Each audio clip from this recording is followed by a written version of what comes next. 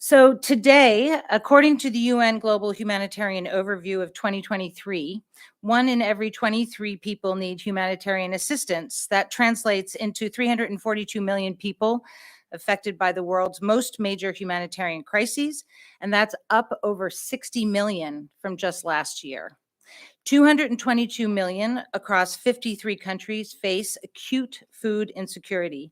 And according to UNHCR, in 2023, 117 million people in the world are displaced or stateless.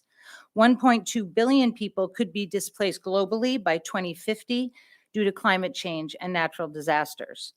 And according to WHO and the World Bank, close to half of the world's population, 3.5 billion, lack access to the health services they need.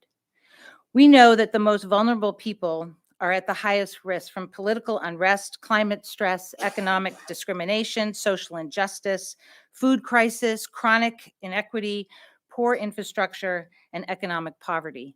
COVID-19 most recently, however, and the surge in awareness of the impacts of climate change both show us that we are all vulnerable and exposed squarely to global inequities. Given all this data and knowledge, we decided to focus this meeting on exploring a few overarching questions. Are our institutions fit for purpose, and are the right people at the table? And will universal access to quality healthcare ever be truly universal? If you ask around this room, and frankly, from the 2 interviews I just conducted before I'm standing right here, the answer is predominantly no. So by way of example, when COVID hit, despite an unprecedented global response, some would say our institutions were relatively unprepared. Perhaps to be a bit provocative, when it became apparent that COVID would be a global pandemic, WHO and partners had to stand up COVAX, similar to what happened with HIV when they had to stand up UNAIDS. Both were effective urgent response mechanisms. They met the moment, but only for a moment. But neither have stayed the course in terms of funding, expertise, and attention to fully eliminate the threat and implications of their respective targets. Our institutions are still not ready for major health hammer blows. When it comes to universal access to healthcare, during COVID, companies and NGOs were ready to provide and send medical supplies, millions of doses of medicines and vaccines for a variety of purposes.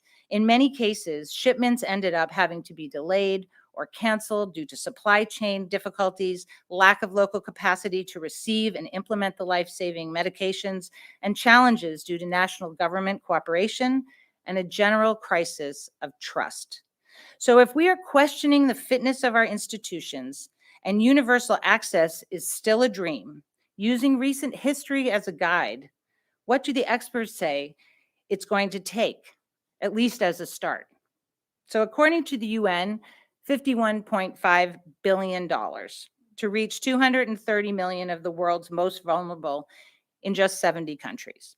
Strategic public-private partnerships, national stakeholders to be participant in leadership to address overarching issues, international agencies taking a hard look at their resources and roles to ensure their commitments can demonstrate and scale success, NGOs working locally and acting globally to implement solution-driven programs, and businesses adjusting to new accountability strategies to make their innovations and investments even more effective.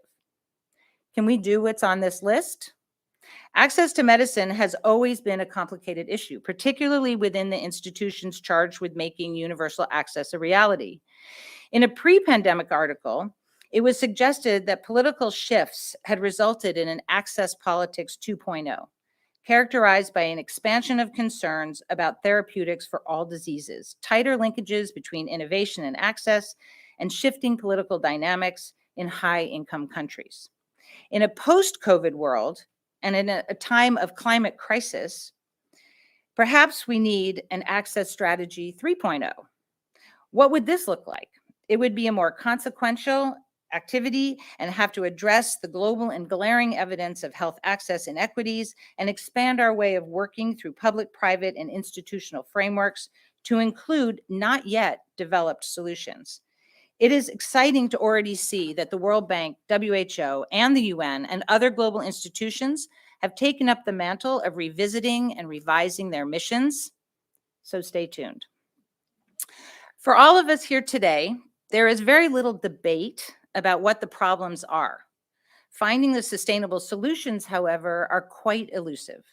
Several years ago at our global forum in Geneva, Francois Bumpart of DNDi, who you will meet later this week, referred to the dream of universal access as mission possible.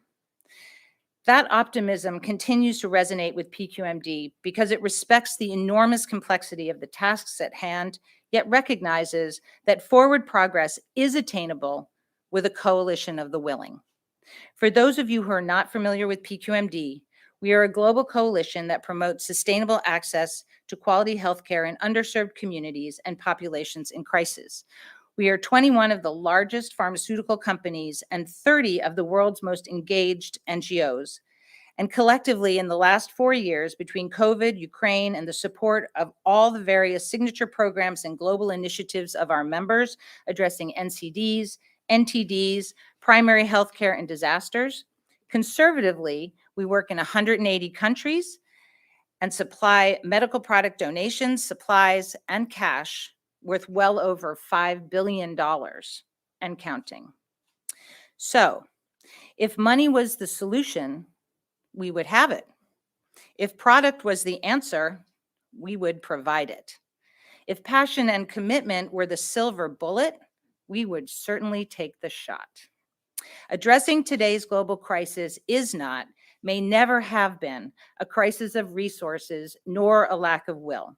There is certainly enough money, imagination, and innovation to treat and solve any issue we have in the world. However, the solutions may not be where we have always known them to be, expect them to be, or where we thought they were. This is some of the foundational thinking and lines of questioning that we used as a platform for our forum.